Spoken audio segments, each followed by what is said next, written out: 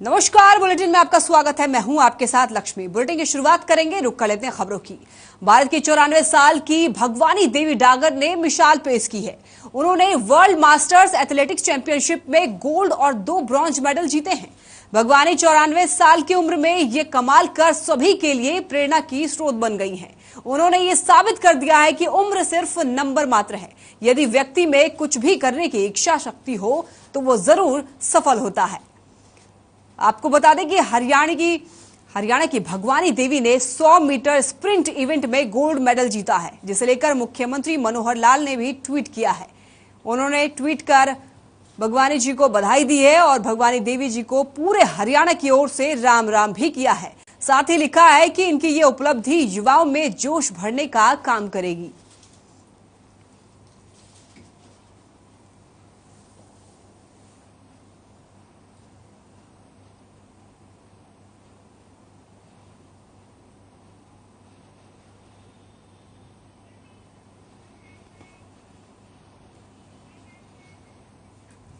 चंडीगढ़ में विधानसभा अध्यक्ष ज्ञानचंद गुप्ता ने प्रेस कॉन्फ्रेंस की और विधानसभा के नए अतिरिक्त विधान भवन के लिए गृह मंत्री अमित शाह और मुख्यमंत्री मनोहर लाल का आभार जताया है। साथ ही पंजाब के सीएम और मंत्रियों को भी ज्ञानचंद गुप्ता ने करारा जवाब दिया है। साथ ही आपको बता दें क्या कुछ कहा है विधानसभा अध्यक्ष ज्ञानचंद गुप्ता ने, आइए आपको सुनाते हैं। 1966 के अंदर पंजाब, हरियाणा और हिमाचल का पुनर्गठन हुआ। 1966 से पहले तो सारा ही पंजाब था। हरियाणा तो 1966 के बाद बना है और चंडीगढ़ भी 1966 में ही बना है। तो जो उस समय केंद्र के साथ बैठकर के पंजाब के कुछ इकरारनामे हुए हैं, कुछ फैसले हुए हैं, उन्हीं के मुताबिक आज पंजाब, हरियाणा, हिमाचल और चंडीगढ़ की सीमाएं। कोई संस्था चाहे वो जमीन खरीद सकती है और यदि विधानसभा को, चाहे वो पंजाब की विधानसभा है चाहे वो हरियाणा की विधानसभा है, यदि आवश्यकता महसूस हो रही है तो उनको भी जमीन खरीदने का पूरा हक है। चौधरी भूपेंद्र सिंह हुड्डा जी की आप एक बात कर रहे हैं, मैं समझता हूं कि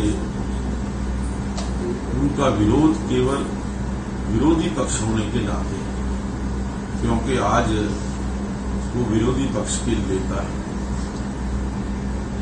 कभी भी शायद 10 साल आदरणीय चौधरी भूपेंद्र सिंह हुड्डा मुख्यमंत्री रहे, कभी भी उन्होंने इस संवैधानिक संस्थान को मजबूत करने के लिए, संवैधानिक व्यवस्था को मजबूत करने के लिए कभी सोचा ही नहीं। आज तक उनके 10 साल के शासनकाल में या उससे पहले भी जो हरियाणा प्रदेश के अंदर जो नियम और कानून लागू होते थे वो पंजाब के लागू होते थे। उन्होंने 10 साल तक जो हरियाणा प्रदेश के ऊपर शासन किया वो तो they were governed by the Punjab bylaws, Punjab act. तो हमने आकर के उस पंजाब एक्ट को हरियाणा का एक्ट बनाया।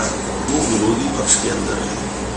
उनको ये लगता है कि जो भगवंत सिंह मान ने कहा है, जो पंजाब के मुख्यमंत्री है, पंजाब सरकार के मुखिया है, अब उनको विरोध करना विरोधी पक्ष के नेता के नाते शायद उनकी मजबूरी है। सर, लगता है कि ये शांति से हो जाएगा? बिल्कुल अमन और शांति से हम किसी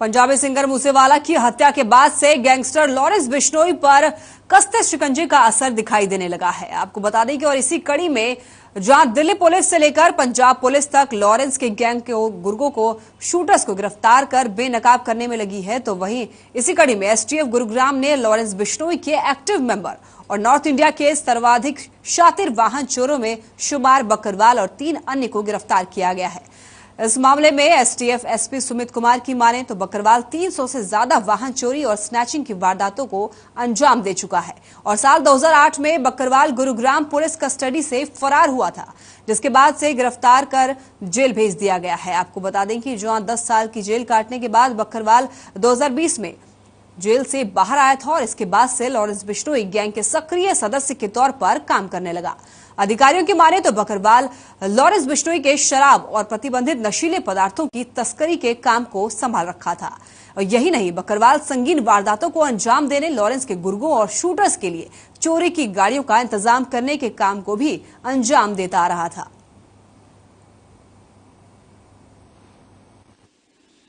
डीएसपी श्री सुरेंद्र किन्ना और इंस्पेक्टर विवेक मलिक की लीडरशिप में लॉरेंस बिश्नोई और काला जचड़ी गैंग के कुछ ऐसे शातिर शूटर्स को, गैंग मेंबर्स को गिरफ्तार किया है, जो न केवल इस सारे गैंग का सारा जो क्राइम से कमाया फाइनेंसेस है उसको हैंडल कर रहे थे, बल्कि इस गैंग का जो नारकोटिक्स का बिजनेस है, जो राजस्थान हरियाणा बॉर्डर के ऊपर लिकर स्मगलिंग का बिजनेस है, वह इस गैंग के क्राइम्स में यूज होने वाली जो गाड़ियां सप्लाई करने का काम है वो ये लोग देखते थे।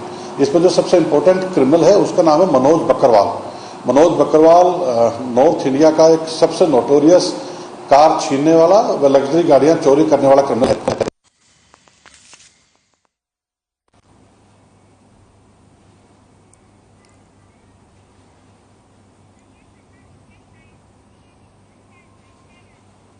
और इसी खबर पर हमारे साथ ज्यादा जानकारी के लिए संजय खन्ना जुड़ गए हैं। संजय खन्ना जी, बताइए क्या कुछ ज्यादा जानकारी है? लॉरेंस बिश्नोई का खास गुर्गा जो है वो गिरफ्तार हो गया है। जी देखिए, बिल्कुल बताना चाहूंगा कि एसटीएफ ने मनोज बकरवाल को उसके 3 अन्य साथियों के साथ गिरफ्तार किया है। ये जो मनोज बकरवाल है ये लॉरेंस बिश्नोई का शार्प शूटर है और 10 साल की सजा काटने के बाद जेल से रिहा हुआ था। रिहा होने के बाद ये लॉरेंस बिश्नोई गैंग में शामिल हो गया और शामिल होने के बाद ये लॉरेंस बिश्नोई के लिए जो नारकोटिक्स का धंधा है, उसका जो अवैध शराब का धंधा था, उसको अंजाम देने के लिए जो गाड़ियों का इस्तेमाल होता था उनके इंतजाम में जुट गया था। लगभग 300 के करीब ये गाड़ियां छीन चुके हैं, जो कि एसटीएफ ने इनके कब्जे से अभी 6 गाड़ियां बरामद कर ली हैं। बाकी गाड़ियों की तलाश जारी है कि किसको बेची गई हैं और कहां बेची गई हैं। तो कहीं ना कहीं ये एक बहुत बड़ी कामयाबी हाथ लगी है। जी संजय जी, क्या सिद्धू मूसेवाला की हत्याकांड में बकरवाल का भी हाथ था? जी देखिए, अभी एसटीएफ जो है वो पूछताछ कर रही है कि सिद्धू मूसेवाला कांड में इसका हाथ था या नहीं था, लेकिन सिद्धू मूसेवाला की हत्या में जिस तरह से लॉरेंस बिश्नोई और काला जठेड़ी का नाम सामने आया था, तो उसके बाद से पुलिस लगातार ये प्रयास कर रही है कि इस गैंग को नेस्तनाबूद किया जाए और इसके जो शार्प शूटर हैं उनको गिरफ्तार किया जाए। इसी कड़ी में पुलिस ने ये जो मनोज बकरवाल है इसको गिरफ्तार किया है। उसके बाद इसके 3 अन्य साथियों को गिरफ्तार किया है और एक जो कार बेच और खरीद का काम कर रहा था उसको भी पुलिस ने अपनी हिरासत में ले लिया है। जी संजय जी, एसटीएफ की टीम को बड़ी सफलता हाथ लगी है, तो क्या कुछ पूछताछ के बाद जो है सामने आया है, या फिर किस तरीके से एसटीएफ की जो टीम है इस कामयाबी को हासिल की है? क्या उन्हें कोई गुप्त सूचना मिली थी? देखिए, सिद्धू मूसेवाला की हत्या के बाद से लगातार एसटीएफ, पुलिस की क्राइम टीमें और हरियाणा पुलिस इस फिराक में लगी हुई है कि किसी भी तरह से इस गैंग के जो भी गुर्गे हैं या गैंग के जो भी सदस्य हैं उनको गिरफ्तार किया जाए। तो कहीं ना कहीं सोर्स जो हैं वो काम कर रहे हैं। पुलिस को एसटीएफ को एक सूचना मिली थी कि मनोज बकरवाल अपने साथियों के साथ गुड़गांवा, बहादुरगढ़ के आसपास कहीं पे सप्लाई करने के लिए आ रहा है। तो दोनों ही जगह जो एसटीएफ की टीम है इसने छापेमारी शुरू कर दी। छापेमारी के दौरान ही बहादुरगढ़ के पास से मनोज बकरवाल और उसके साथियों को गिरफ्तार करने में सफलता हासिल की है। जी संजय जी, आप हमारे साथ बने रहे, अभी वापस लौटेंगे आपके साथ। बढ़ते आगे, साइबर सिटी गुरुग्राम से अब सोहना तक का सफर आसान हो गया है, क्योंकि गुरुग्राम सोहना एलिवेटेड हाईवे पर ट्रायल रन शुरू हो गया है। केंद्रीय परिवहन मंत्री नितिन गडकरी के ट्वीट के बाद गुरुग्राम सोहना एलिवेटेड हाईवे को ट्रायल रन के लिए खोल दिया गया है। इस बेहतरीन और दूरगामी राजमार्ग परियोजना के शुरू होने का लंबे समय से इंतजार किया जा रहा था और आखिरकार लोगों का इंतजार अब खत्म हो गया है। लोक संपर्क विभाग के डिप्टी डायरेक्टर ने बताया है कि गुरुग्राम सोहना एलिवेटेड हाईवे का उद्घाटन 17 जुलाई को किया जाएगा, जिसके बाद वाहन चालक इस रूट पर सफर कर सकेंगे। वहीं आपको बताते चले कि एलिवेटेड फ्लाईओवर को बनाने का काम 2018 में शुरू किया गया था, लेकिन कोरोना महामारी के चलते ये प्रोजेक्ट लेट होता चला गया। साथ ही आपको बताते चले कि गुरुग्राम सोहना राष्ट्रीय राजमार्ग पर बने 7 किलोमीटर के कुल एलिवेटेड सेक्शन के साथ 6 लेन का एक्सेस कंट्रोल कॉरिडोर भी विकसित किया गया है। यातायात को और भी ज्यादा सुगम बनाने के लिए दोनों ओर 3-3 लंबे सर्विस रोड भी बनाई गई है। इसके साथ ही राष्ट्रीय राजमार्ग दिल्ली मुंबई एक्सप्रेसवे के साथ भी जोड़ा जाएगा, जिससे रोड की कनेक्टिविटी और भी ज्यादा बेहतरीन हो सके।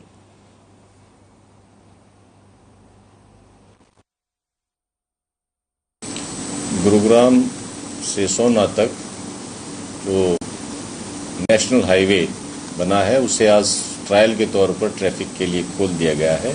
इसका विधिवत उद्घाटन बाद में होगा। माननीय केंद्रीय मंत्री श्री नितिन गडकरी जी ने आज ट्वीट के माध्यम से ये जानकारी दी थी कि इसे ट्रायल के तौर पर खोला जा रहा है। सर कितने किलोमीटर का और कितनी लागत का बना हुआ है? लगभग 22 किलोमीटर का ये स्ट्रेच है गुरुग्राम के राजीव चौक से लेकर सोहना तक का, और इसमें बीच में एलिवेटेड हाईवे है और अंडरपास बने हैं।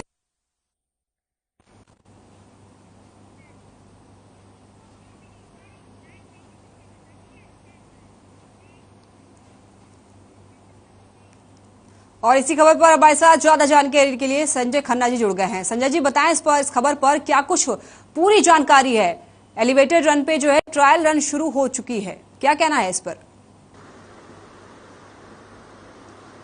जी देखिए, बिल्कुल बताना चाहूंगा कि राजीव चौक से सोहना के लिए जो 22 किलोमीटर का एलिवेटेड फ्लाईओवर है, इसका ट्रायल रन आज से शुरू कर दिया गया है। 2018 में ये निर्माण कार्य शुरू हुआ था, क्योंकि इस रोड पे सबसे ज्यादा जाम लगता था। इस जाम को देखते हुए इस पे एलिवेटेड फ्लाईओवर बनाने का निर्णय लिया गया था। आज इसका नितिन गडकरी जी ने उद्घाटन करना था, लेकिन किसी कारणवश वो गुड़गांव नहीं पहुंच सके और इसका उद्घाटन अब 17 तारीख के बाद का रखा गया है। तो जो सफर है वो कहीं ना कहीं लोगों के लिए आसान होगा। इससे गुड़गांव, बादशाहपुर और भौड़सी सोहना जाने वाले लोगों को काफी राहत मिलेगी।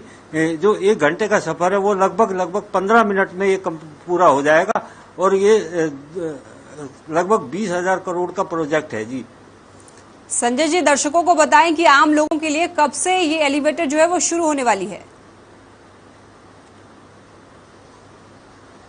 देखिए, जो जिस तरह से प्रवक्ता ने बताया है कि ये 17 जुलाई के बाद किसी भी दिन इसका उद्घाटन हो सकता है। हो सकता है कि 17 तारीख को ही मुख्यमंत्री और केंद्रीय परिवहन मंत्री नितिन गडकरी इसका उद्घाटन कर दें, लेकिन जो अगर देर भी होती है तो 20 तारीख तक ये आम जनता के लिए खोल दिया जाएगा। 20 जुलाई से ये आम जनता को समर्पित कर दिया जाएगा। जी संजय जी, ये जो एलिवेटेड हाईवे है वो कितनी दूरी तक का है? कितनी दूरी तक आम जनता जो है वो सफर कर सकती है? देखिए, 22 किलोमीटर का लंबा एलिवेटेड फ्लाईओवर है जो राजीव चौक से लेकर के सोहना तक बनाया गया है। उसके बाद आगे जाकर के दिल्ली से मुंबई हाईवे शुरू हो जाएगा, जिसके जो लोगों के लिए काफी राहत भरा सफर होने वाला है। जी संजय जी, क्या यात्रियों को खास तौर पर कुछ बातों का ध्यान रखना पड़ेगा कि इस पे जो है वो कुछ भारी मात्रा में जो है वो सामान लेकर ना चलें, या ऐसा कोई कुछ रुकावटें हैं क्या? नहीं, देखिए, अभी ट्रायल रन है और इसके बाद में जब ये पूरी तरह से खुल जाएगा तो जो गुड़गांव से सोहना तक जाने वाले लोग हैं या आगे मुंबई के लिए हाईवे पे जाने वाले लोग हैं, उनको काफी आसानी होगी। खास तौर पे जो भारी वाहन है उनके लिए भी काफी फायदेमंद साबित होगा, क्योंकि जाम नहीं मिलेगा और लोगों को ये सहूलियत मिलेगी कि जाम से उनको निजात मिलती चली जाएगी। जो सफर 1 से 1.5 घंटे लगता था, अब 15 से 20 मिनट में वो पूरा हो जाएगा। जी संजय जी, बहुत बहुत शुक्रिया आपका इस खबर पर जुड़ने के लिए और ज्यादा जानकारी देने के लिए।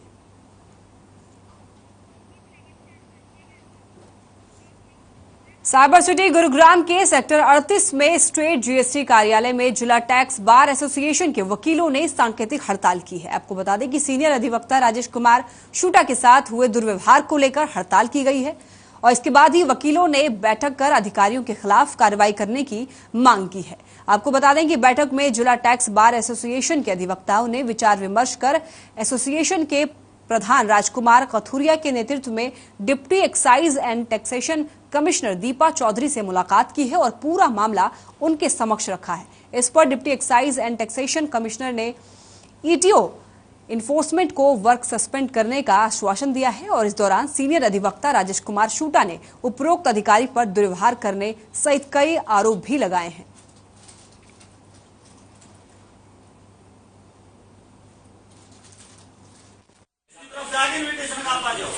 Committee member tax bar Gurugram, आज जब हमारे बार के संज्ञान में एक रिटर्न कंप्लेंट आई कि माननीय शूटर साहब जो हमारे सबसे वरिष्ठ अधिवक्ता है, उन्होंने बार को रिटर्न में कंप्लेंट दी कि एक अधिकारी है नीलम रानी एईटीओ जो बहुत ही ज़्यादा मुझे हैरास कर रही है और परेशान कर रही है। सर ने रिटर्न में कंप्लेंट लिख के यह दी कि कोई एक गाड़ी थी, गाड़ी का इशू था, उस गाड़ी का इशू सॉर्ट आउट हो चाहे ना हो, लेकिन जब हमारे वरिष्ठ अधिवक्ता उनके कमरे में गए तो उन्होंने एक बहुत ही अभद्र भाषा का प्रयोग किया।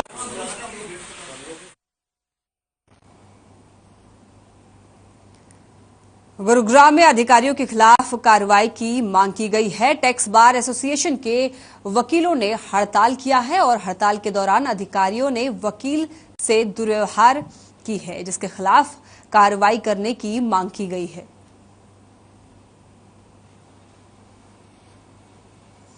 गुरुग्राम में टैक्स बार एसोसिएशन के वकीलों ने हड़ताल की है और हड़ताल आपको बता दें कि अधिकारी ने वकील से दुर्व्यवहार की है। फरीदाबाद की नीमका जेल में बंद एक कैदी की संदिग्ध परिस्थितियों में मौत हो गई, जिसको लेकर परिजनों ने जेल प्रशासन पर आरोप लगाए हैं। परिजनों का कहना है कि कैदी से जेल में पैसे मंगवाए जा रहे थे। इसके बाद उन्हें सूचना मिली कि उनके बेटे की मौत हो गई। इस मामले में पुलिस प्रशासन कुछ भी कहने से बच रहा है। बताया जा रहा है कि मृतक कैदी नशा तस्करी के आरोप में सजा काट रहा था।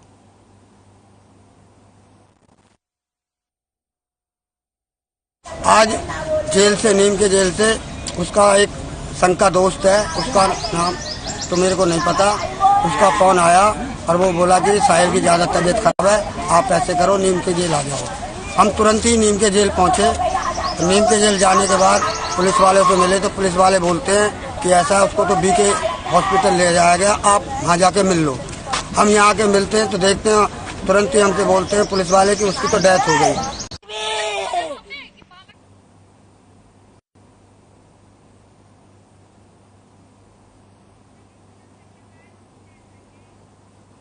और इस खबर पर हमारे साथ ज्यादा जानकारी के लिए संजय गुप्ता जुड़ गए। संजय जी, बताएं इस खबर पर क्या है पूरी जानकारी। देखिए लक्ष्मी, जिस तरीके के आरोप जो ये कैदी है इनके परिजनों ने जेल प्रशासन पर लगाए हैं वो बहुत ही गंभीर हैं। उनका साफ तौर पे कहना है कि जेल का जो प्रशासन है वो बेटे से पैसे मांगता था, बार बार पैसे की डिमांड की जाती थी। अगर वो जब पैसा लाने से इनकार कर देता था तो उसकी पिटाई की जाती थी। इसी पिटाई के चलते कल ये जो मामला हुआ है, एक परिजनों का आरोप है कि युवक की पिटाई की गई, बेटे की उनके की पिटाई की गई। इसके बाद में उनके पास एक सूचना आती है कि आपके बेटे की तबीयत खराब हो गई है और उसको बादशाह खान हॉस्पिटल में भर्ती कराया गया है। जब परिजन बादशाह खान हॉस्पिटल पहुंचते हैं तो वहां उनको पता चलता है कि उनके बच्चे की मौत हो गई है। देखिए लक्ष्मी, मैं अपने जो दर्शक हैं उनको अपडेट करना चाहता हूं कि इस तरीके के मामले नीमका जेल में पहले भी आते रहे हैं, जहां पे लगातार कुछ युवकों की वहां पे मौत हो गई थी और मौत संदिग्ध हालत में हुई थी। जब उनके परिजनों ने जेल प्रशासन पर आरोप लगाया कि वो लोग उनको परेशान करते हैं, कैदियों से पैसों की डिमांड की जाती है, तो उसके बाद जब इंक्वायरी बैठी तो इंक्वायरी में आज तक किसी भी प्रकार के कोई नतीजे नहीं निकल पाए। न पुलिस प्रशासन उनके जो कैदियों की मौत हुई है, न उनके परिजनों को संतुष्ट कर पाया है। जी लक्ष्मी। संजय जी, तो आपके कहने का मतलब है कि इस पूरे घटनाक्रम में पुलिस की मिलीभगत है? जी बिल्कुल, मैं पुलिस पे आरोप नहीं लगा रहा, लेकिन जेल प्रशासन की अगर बात करें तो उन पर इस तरीके के आरोप लगातार लगते रहते हैं कि उनके बच्चे की मौत हुई है, तो मतलब कहीं ना कहीं इसके लिए जेल प्रशासन जिम्मेवार है। और मैं भी अपने दर्शकों को बिल्कुल ये बताना चाहूंगा कि अगर किसी जेल में कोई कैदी बंद है तो उसकी जान माल की रक्षा की गारंटी जेल प्रशासन की है। अगर किसी की मौत होती है तो उसकी जवाबदेही जेल प्रशासन की है। लेकिन कहीं ना कहीं जेल प्रशासन इस मामले में लगातार जेल प्रशासन पर आरोप लगते रहे हैं कि वो मतलब लोगों से, उनसे, कैदियों से पैसों की डिमांड करते हैं या और भी चीजें हैं जैसे फोन उपलब्ध कराना या फिर जेल के अंदर से रह के रंगदारी मांगना। तो इस तरीके के आरोप लगातार जेल प्रशासन पर लगे हैं। लक्ष्मी, संजय जी, क्या इस घटना के बाद पुलिस जो है वो कार्रवाई में जुट गई है या फिर जांच पड़ताल शुरू कर दिया है पुलिस ने या नहीं? जी बिल्कुल, अगर हम बात करें कार्रवाई की तो पुलिस प्रशासन ने उनके परिजनों के बिहाफ पे मुकदमा दर्ज करने की बात कही है। लेकिन अब कार्रवाई में लगातार उस जांच के बाद में क्या निकलेगा, पोस्टमार्टम रिपोर्ट आएगी, उसके बाद जांच में क्या निकलेगा ये उसके बाद पता लगेगा कि क्योंकि अभी बिसरा उसका सुरक्षित रख लिया गया है और मधुबन लैब के लिए भेज दिया गया है। तो परिजनों का क्या कहना है? जेल प्रशासन का कहना है कि जो कैदी था उसकी तबीयत पहले से ही खराब थी, लेकिन परिजनों का क्या कहना है? क्या वाकई में युवक की पहले से तबीयत खराब थी? देखिए, अगर हम उसके जो ये कैदी था अगर उसकी तबीयत खराब की बात करें तो इसके लिए एक कमेटी बनाई जानी चाहिए, लेकिन उसकी सूचना भी पहले पुलिस प्रशासन को दे देनी चाहिए। लेकिन जिस संदिग्ध परिस्थितियों में इसकी कैदी की मौत हुई है उसमें कहीं ना कहीं जेल प्रशासन के ऊपर आरोप लग रहे हैं और उनको आरोपों से बचने के लिए या तो वो मीडिया को संबोधित करें या फिर वो सामने आके बताएं कि भाई किस तरीके से ये इस मरीज की मौत हुई है। अभी इस मामले में जेल प्रशासन कुछ भी बोलने से इनकार कर रहा है और सामने नहीं आ रहा है। संजय जी, क्या अब तक शव की पोस्टमार्टम भी नहीं कराई गई? क्या कहना है आपका? नहीं, सबका बिल्कुल लक्ष्मी, सबका सुबह बादशाह खान हॉस्पिटल जो यहाँ का जिले का राजकीय अस्पताल है वहां पे सबका पोस्टमार्टम कराया गया है और जो बिसरा है जो मतलब उसका वो मधुबन जो लैब है वहां पे भेज भी दिया गया है। ऐसा नहीं है कि पोस्टमार्टम नहीं कराया गया, लेकिन और मुकदमा दर्ज करने की बात ही पुलिस कह रही है। लेकिन जब तक मुकदमा दर्ज होगा या फिर जब तक जांच में कौन दोषी पाया जाता है तब तक उनके परिजनों को पुलिस और जेल प्रशासन है उनको तसल्ली देनी चाहिए। संजय जी, बहुत बहुत शुक्रिया आपका इस खबर पर जुड़ने के लिए और ज्यादा जानकारी देने के लिए।